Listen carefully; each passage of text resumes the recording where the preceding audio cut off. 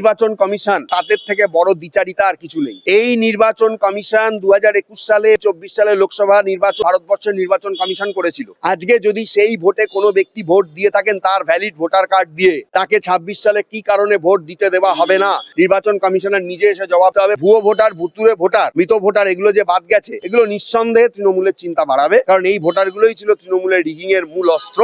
এইগুলো কিন্তু বেরিয়ে গেলে এবার তৃণমূল একটু চাপে পড়লেও পড়তে পারে 26 সালে। আর এরপরেও তৃণমূল যদি জিতে যায়, বিজেপির ঝান্ডা ধরার লোক থাকবে না 26 সালে।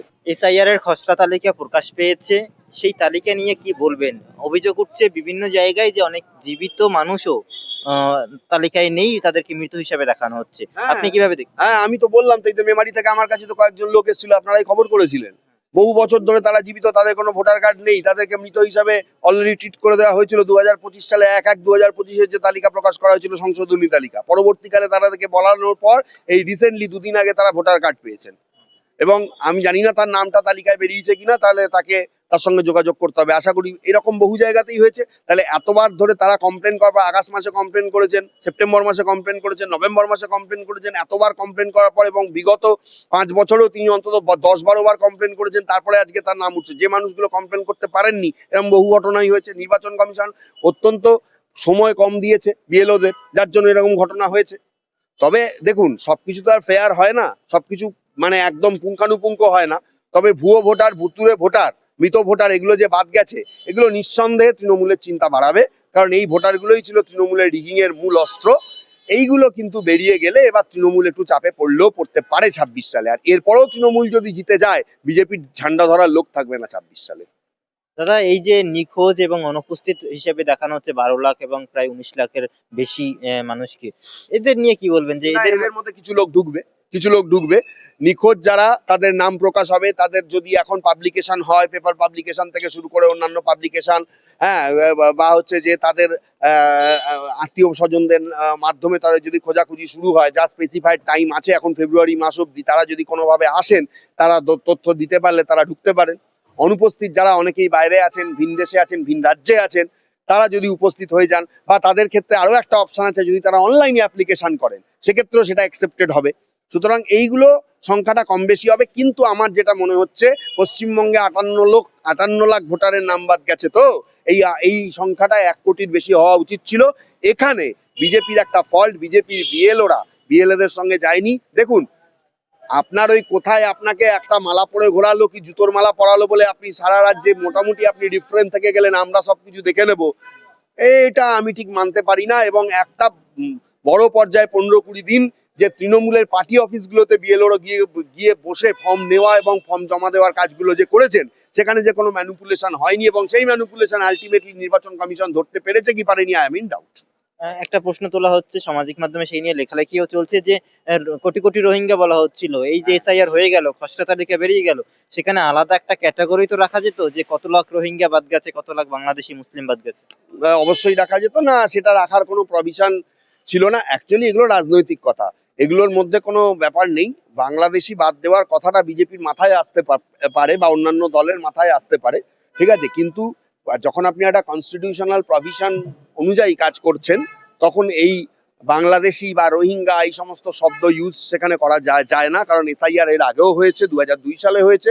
এইগুলো করতে গেলে কনস্টিটিউশন অ্যামেন্ডমেন্ট করে করতে হবে, যেটা অনেক, এবং নির্বাচন কমিশনকে তার জন্য বিজ্ঞপ্তি জারি করতে হবে। সেটা নিয়ে মামলা হতে পারে, সেই মামলা ফেস করে এসে করতে হবে। মিডিয়ার সামনে বলা বা নির্বাচনী সভায় বলা এক জিনিস, কিন্তু বাস্তবে সেটা করে দেখানো অনেক কঠিন।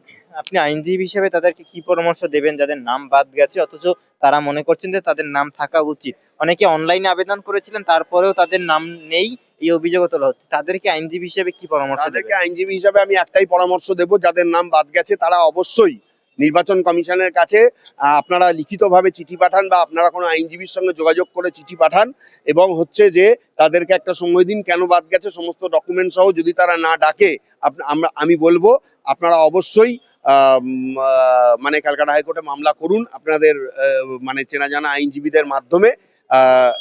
এবং আমার ধারণা যে আপনারা এখান থেকে আপনাদের যেটা গ্রিভ্যান্স, সেই গ্রিভ্যান্সের উপযুক্ত অর্ডার আপনারা পাবেন। এরপরে হেয়ারিং শুরু হবে। আপনার কি মনে হয় যে বাংলাদেশ থেকে আসা মতুয়া উদ্বাস্তুদের হয়রানি হতে পারে আগামী দিনে? হ্যাঁ, কিছুটা হবে। কিছুটা হবে, কারণ তাদের ডকুমেন্টস কিন্তু দেখুন, একটা ব্যাপার হচ্ছে যে একটা জায়গায় নির্বাচন কমিশন ধাক্কা খেয়ে যাবে কোথায় জানেন? এই মতুয়ারা 21 সালে ভোট দিয়েছে, 24 সালে ভোট দিয়েছে, তার আগেও ভোট দিয়েছে, 2002 সালের পরেও তারা অনেক ভোট দিয়েছে, ঠিক আছে? সুতরাং আমার বক্তব্য হচ্ছে, যদি 2002 সালের নামের লিস্টে না থাকে, ঠিক আছে, তাহলে বলা হচ্ছে যে এই লাগবে, এনুমারেশন ফর্ম লাগবে, ইত্যাদি ইত্যাদি লাগবে, কিন্তু ভোটার কার্ডটা তাহলে কিভাবে ইস্যু করা হয়েছিল, এই প্রসঙ্গ কিন্তু বিহার ভোটের পর সুপ্রিম কোর্টে উঠেছিল। সুতরাং এই প্রসঙ্গে ঠিকঠাক জবাব নির্বাচন কমিশন দিতে পারেনি। সুতরাং এই প্রসঙ্গ কিন্তু মতুয়ারাও মামলা হয়তো করবেন হাইকোর্টে, এই প্রসঙ্গে জবাব দিতে হবে, এবং কার্যত সেই নামগুলো পরবর্তীকালে ঢুকবে। যদি কারোর ভোটার কার্ড ইস্যু হয়ে থাকে 2002 সালের পর নির্বাচন কমিশনের দ্বারা, স্ট্রেট অ্যাওয়ে এবং অন্য কোনো দিকে মাথা না ঘুরিয়ে আমি বলবো, তাদের নাম সংশোধনী ভোটার তালিকায় যদি না থাকে বা কোনো কারণে যদি বাদ যায়, যে যাই বোঝাক, আপনি মামলা করুন।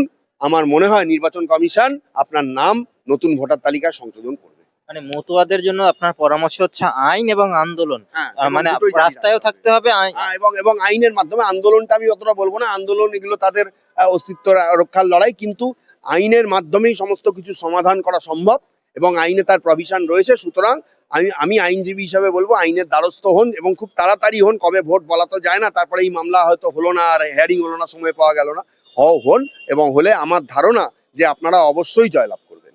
কিন্তু মতুয়াদের নিয়ে শেষ প্রশ্ন আমার, যে যারা ভোট দিয়েছেন, আপনিও বলেন 21-24 সালে যারা ভোট দিয়েছেন, প্রধানমন্ত্রী নির্বাচন করেছেন, যারা যারা মুখ্যমন্ত্রী নির্বাচন করেছেন, তাদের নাম বাদ যাওয়ার আশঙ্কায় বিভিন্ন জায়গায় আত্মহত্যার প্রবণতাও দেখা যাচ্ছে। অনেকে মারা গিয়েছেন, অসুস্থ হয়ে মারা গেছেন, সেই ধরনের ঘটনা হচ্ছে। এরপরে তাদের উদ্দেশ্যে কি বার্তা দেবেন যারা ভয়ে রয়েছে? এইগুলো হচ্ছে, আপনারা ভয় পাবেন না। তার কারণ হচ্ছে যে এই নির্বাচন কমিশন, তাহলে আমি বলবো তাদের থেকে বড় দ্বিচারিতা আর কিছু নেই। এই নির্বাচন কমিশন 2021 সালে, এবং 2021 সাল যদি আমি ছেড়েও দিই, 24 সালে লোকসভা নির্বাচন, এই নির্বাচন কমিশন ভারতবর্ষের নির্বাচন কমিশন করেছিল।